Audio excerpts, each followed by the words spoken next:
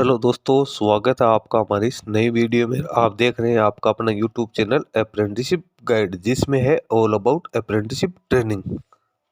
आज की वीडियो में हम बात करेंगे इम्पोर्टेंट टॉपिक पे। जी हाँ दोस्तों, आज का हमारा टॉपिक रहेगा कि एनएटीएस पोर्टल पे कैंडिडेट डीबीटी का रजिस्ट्रेशन किस प्रकार से कर सकता है। उनके सामने जब कैंडिडेट रजिस्ट्रेशन करता है तो कई तरह की समस्याएं आती है, जिसमें आधार इनवैलिड है, आधार इनएक्टिव आता है, बैंक अकाउंट से संबंधित कई एरर्स आती है, जिस कारण से उनका जो रजिस्ट्रेशन है बार बार फेल हो रहा है। तो उन जो समस्याओं है उनका क्या समाधान है, कैंडिडेट वो अपना सक्सेसफुल रजिस्ट्रेशन डीबीटी के लिए कैसे करे, वो सारी जानकारी आज के वीडियो में आपको देने वाला हूं। दोस्तों सबसे पहले तो मैं बता दूं कि डीबीटी यानी डायरेक्ट जो बेनिफिशियरी ट्रांसफर की स्कीम है, ये सबसे पहले एनएपीएस पोर्टल यानी अप्रेंटिसशिप इंडिया पोर्टल के लिए लागू की गई थी, जिसमें गवर्नमेंट ऑफ इंडिया है जो कि एस्टेब्लिशमेंट जितना स्टाइपेंड का पेमेंट करती है उसका 25% हिस्सा है वो कैंडिडेट के बैंक अकाउंट में डायरेक्ट गवर्नमेंट ऑफ इंडिया के द्वारा डाला जाता है। और ये स्कीम अब जो एनएटीएस पोर्टल पे जो भी ग्रेजुएट और जो डिप्लोमा होल्डर्स के कैंडिडेट जो अप्रेंटिसशिप कर रहे हैं उनके लिए भी एप्लीकेबल कर दिया गया। इन कैंडिडेट्स को भी अब कंपलसरी रूप से या ये कहें कि मैंडेटरी रूप से अपना जो रजिस्ट्रेशन डीबीटी के लिए करना जरूरी है, क्योंकि यदि कैंडिडेट अपना रजिस्ट्रेशन नहीं करेंगे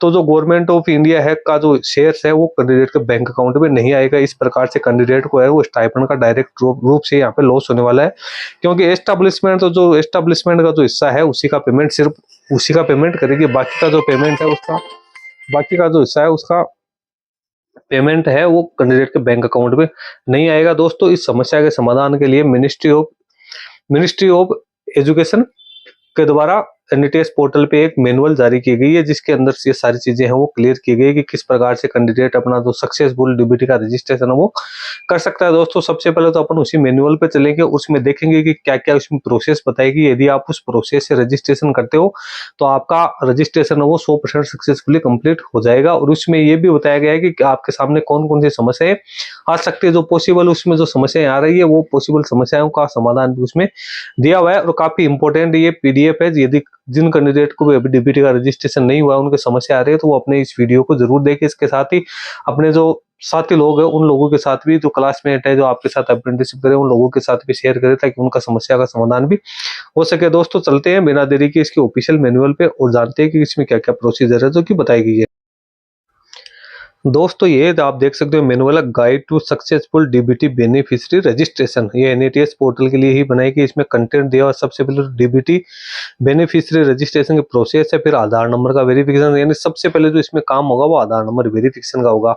उसके बाद possible warnings if A beneficiary registration failed at this step, यदि आप आधार नंबर वेरिफिकेशन करते हो उस समय यदि आपको कोई समस्या आती है तो उसके क्या क्या कारण है वो यहाँ पे बताए गए हैं। उसके बाद कैंडिडेट को यदि ऐसी कोई समस्या आ रही है तो क्या करना है वो बताया हुआ है। बैंक अकाउंट के वेरिफिकेशन दो तरीके से होता है, तो उसमें कोई समस्या आ रही है तो उसका समाधान कैंडिडेट किस प्रकार से कर सकता है वो दिया। फिर वेरिफिकेशन आधार सीडेड बैंक है तो उसके बारे में क्या क्या समस्या आ रही है उसके लिए कैंडिडेट को क्या क्या करना है। सबसे पहले तो यहाँ पे डीबीटी बेनिफिशियरी रजिस्ट्रेशन प्रोसेस दिए, यहाँ पे लिखा हुआ द बेनिफिशियरी रजिस्ट्रेशन और DBT is mandatory step for all the apprentice, यानी सभी अप्रेंटिसशिप के लिए जो बेनिफिशियरी रजिस्ट्रेशन है डीबीटी के लिए वो करना अनिवार्य है to receive government share of stipend through DBT, यानी जो गवर्नमेंट ऑफ इंडिया का जो शेयर है वो प्राप्त करने के लिए ये अनिवार्य है। यहाँ पे सबसे पहले चार्ट दिया हुआ है, यहाँ देख सकते हो DBT beneficiary registration initiated from NATS portal, यानी एक कैंडिडेट यदि रजिस्ट्रेशन करने की शुरुआत करता है तो उसको सबसे पहले क्या करना है, तो उसके लिए ये रिसीव्ड कौन करता है, पीएफएमएस करता है। इसके लिए सबसे पहले तो कैंडिडेट को स्टेप फर्स्ट में अपना आधार वेरिफिकेशन करना जरूरी है। यूआईडीएआई यानी जो आधार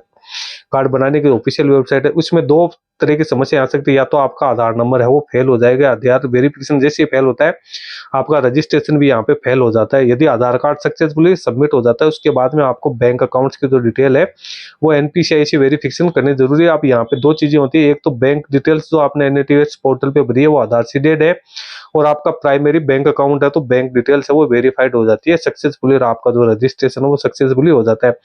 दूसरी स्टेप में क्या होता है कि बैंक जो डिटेल्स है वो एनएटीएस पोर्टल पे आधार सीडेड नहीं है और आपका नहीं प्राइमरी बैंक अकाउंट है, तो यहाँ पे दो प्रकार की जो वेरिफिकेशन होता है। सबसे पहले तो bank details provide on NATS portal verified, ये हो जाता है तब तो उसका आधार सीडेड और प्राइमरी बैंक अकाउंट वेरीफाइड है, सक्सेसफुली हो जाएगा और आपकी जो ये बेनिफिशियरी रजिस्ट्रेशन है सक्सेसफुली हो जाता है। यदि यहाँ पे 2 नंबर या 3 नंबर के स्टेप में यहाँ पे फेल हो जाता है तो आपका रजिस्ट्रेशन भी फिर फेल हो जाता है, यानी आपका बैंक अकाउंट का वेरिफिकेशन भी होना जरूरी है, आधार कार्ड का वेरिफिकेशन भी होना जरूरी है। अब द गाइड है इसमें क्या क्या है, तो DBT बेनिफिशियरी के रजिस्ट्रेशन की प्रोसेस यहाँ पे बताएगी, जो पॉसिबल समस्या यहाँ वार्निंग्स आ रही वो बताइए, इसको आप किस प्रकार से रिजोल्व कर सकते हो। तो यहाँ पे 3 स्टेप आपको दिए। सबसे पहले आधार नंबर वेरिफिकेशन, तो सबसे पहले तो कैंडिडेट को अपना आधार वेरीफाई करना है। यदि आधार नंबर NATS पोर्टल पे मैच जो UIDAI का डाटा है उससे मैच नहीं होता है तो आपका रजिस्ट्रेशन फेल हो जाता है। बहुत सारे कैंडिडेट के मेरे पास कमेंट आते हैं कि सर हमारा आधार रजिस्ट्रेशन नहीं हो रहा है, हमारे आधार कार्ड इनवैलिड शो हो रहा है, हमारा आधार कार्ड डिसेबल बता रहा है। तो उन कैंडिडेट्स के लिए भी काफी important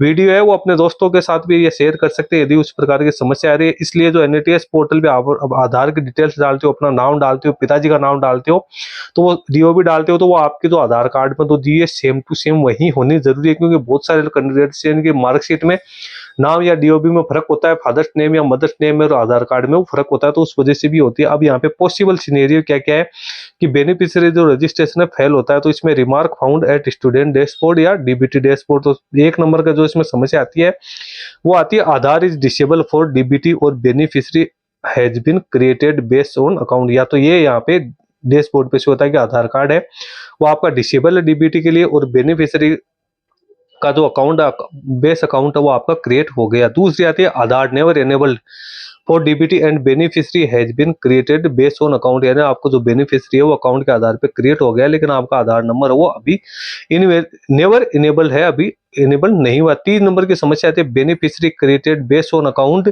but Aadhaar is invalid. बहुत सारे कैंडिडेट्स हैं जिनके आधार इनवैलिड की समस्याएं आ रही है। तो अब इसमें कैंडिडेट को क्या क्या करना है, यदि 1 या 2 नंबर की समस्या आ रही है तो इसमें कैंडिडेट को क्या करना है, इसमें कैंडिडेट को सबसे पहले जो अपना नजदीकी आधार सेंटर है वहां पे जाना है। उसके बाद वहां पे जो आधार कार्ड है उसको एनेबल करवाना है DBT पेमेंट, और उसके बाद में कैंडिडेट है उसको अपनी जो एक्टिव बैंक है जिसमें बैंक अकाउंट उसमें जाना है और वहां पे रिक्वेस्ट करनी है क्योंकि उसका जो बैंक अकाउंट है वो आधार से लिंक किया जाए और जो प्राइमरी अकाउंट है वो सिलेक्ट किया जाए NPCI रिकॉर्ड में, यानी आपका बैंक अकाउंट प्राइमरी अकाउंट भी होना जरूरी है, इसके साथ ही आपका आधार सीडेड होना जरूरी है। सबसे पहली समस्या के लिए तो ये करना है।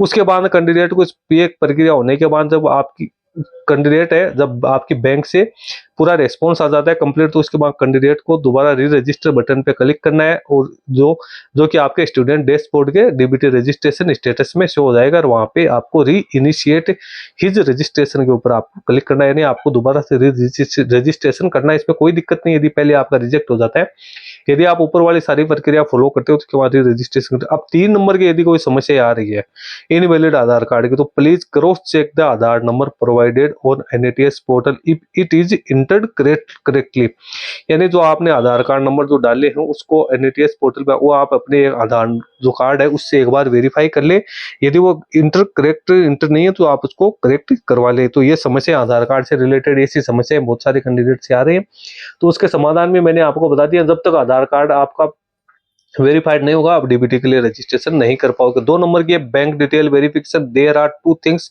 To be noted in this, यानी आप 2 चीजें दो की कैंडिडेट्स को नोट करने। सबसे पहले तो आपको एग्जांपल देके बताया कि एक अप्रेंटिस का बैंक अकाउंट है वो XYZ बैंक में है और जो अकाउंट काफी पहले कैंडिडेट ने खुलाया जिसको जो कि अब कैंडिडेट यूज नहीं कर रहा है, जो ब्लॉक हो चुका है, बंद हो चुका है, और जो कि कैंडिडेट का पहला अकाउंट था इसलिए वो आधार कार्ड से जुड़ा हुआ अकाउंट है लेकिन वो अभी बंद पड़ा है। दूसरे इसके बाद कैंडिडेट ने अपना एक सेकंड बैंक अकाउंट है वो ABC बैंक में ओपन करा लिया जो जिसको कैंडिडेट अभी यूज कर रहा है, लेकिन कैंडिडेट ने इसकी डिटेल्स है वो NAPS पोर्टल के ऊपर फिलअप कर दी, यानी जो फर्स्ट अकाउंट था जो आधार सीडेड था उसके डिटेल्स कैंडिडेट ने फिलअप नहीं किए बल्कि जो दूसरा अकाउंट खुलाया है उसकी डिटेल्स कैंडिडेट ने यहाँ पे फिलअप कर दिया। तो ऐसी स्थिति में क्या होता है वो देखो verification of bank account detail. सबसे पहले तो जो NATS पोर्टल पे आपने जो बैंक अकाउंट्स की डिटेल फिलअप की और DBT सिस्टम है उसको बैंक अकाउंट की डिटेल्स को वेरीफाई करता है NATS पोर्टल पे और कंफर्म करता है कि बैंक का नाम, IFSC कोड, अकाउंट नंबर है वैलिड है या नहीं है। इसमें NATS portal bank account successfully करने के बाद कैंडिडेट वो आधार सीडेड है या नहीं है उसको चेक करता है। यदि आपका आधार कार्ड सीडेड है बैंक अकाउंट से तब तो उसको वेरिफिकेशन कर देता है। If both these are not same, यदि दोनों अलग अलग है, आधार सीडेड बैंक अकाउंट अलग है, आपका बैंक अकाउंट जो अलग है, तो इसके बाद में कैंडिडेट है वो आपकी एप्लीकेशन आधार सीडेड बैंक की जो प्रोसेस उसको यहाँ पे रिजेक्ट कर देता है। अब remark found at student dashboard, अब स्टूडेंट के जो डैशबोर्ड पे क्या क्या रिमार्क आते हैं, यदि उसका बैंक अकाउंट है वो वेरिफिकेशन नहीं होता तो इनवैलिड आईएफसी कोड लिखा हुआ आ सकता है, तो आप IFC bank name IFC code are not related to each other, यानी बैंक का नाम आपने अलग डाल दिया, आपके दो अकाउंट है तो, और उसमें आईएफसी कोड अलग डाल दिया, ऐसी समस्या आ सकती है। Beneficiary created on based on Aadhaar, यानी आधार कार्ड के नंबर पे है, आधार पे आपका जो बेनिफिशियरी तो क्रिएट हो गया लेकिन आपका अकाउंट है वो इनवैलिड है। रिजेक्टेड बाय बैंक आ सकता है, as per bank account number is invalid आ सकता है। Rejected by bank account does not exist in bank आ सकता है। IFC code either not present और करंटली इनएक्टिव का आ सकता है। Aadhaar is disable for DBT and account is invalid आ सकता है। Aadhaar never enabled for DBT and account is invalid, तो 1 से जो 6 तक की समस्याओं के लिए कैंडिडेट को करना है इस प्रकार की सारी समस्याएं क्योंकि बैंक से जुड़ी है, इसके लिए कैंडिडेट को बैंक में जाना है और अपने जो डाटा है उसको रेक्टिफिकेशन करवाना है। उसके बाद कैंडिडेट को अपना एप्लीकेशन फॉर्म सबमिट करना है। कैंडिडेट को अपने जो एक्टिव बैंक अकाउंट है उसमें जाना है और उसमें अपना जो आधार कार्ड है उसको सीडेड करवाना है। प्राइमरी जो अकाउंट है एनपीसीआई रिकॉर्ड में कराना है, जो उसके बाद कैंडिडेट को दोबारा डीबीटी रजिस्ट्रेशन में जाके रजिस्ट्रेशन करें। अब 7 और 8 नंबर की है तो इसके लिए कैंडिडेट को जो आधार सेंटर है उस पर जाना है और अपना जो आधार कार्ड है उसको एनेबल करवाना है डीबीटी पेमेंट के लिए।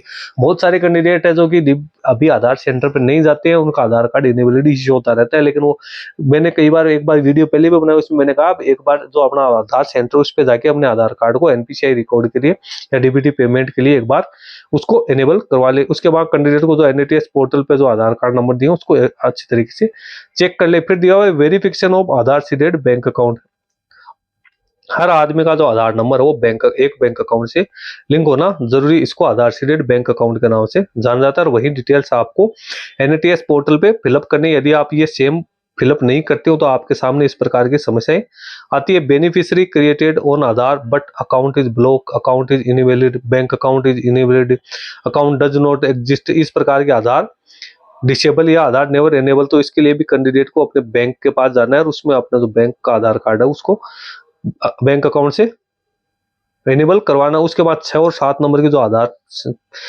की जो समस्या है तो आधार कार्ड से रिलेटेड जितने भी समस्या है उसके लिए आपको सबसे पहले आधार सेंटर पर जाना है और अपना जो आधार कार्ड है उसको इनेबल कराना है डीबीटी के लिए।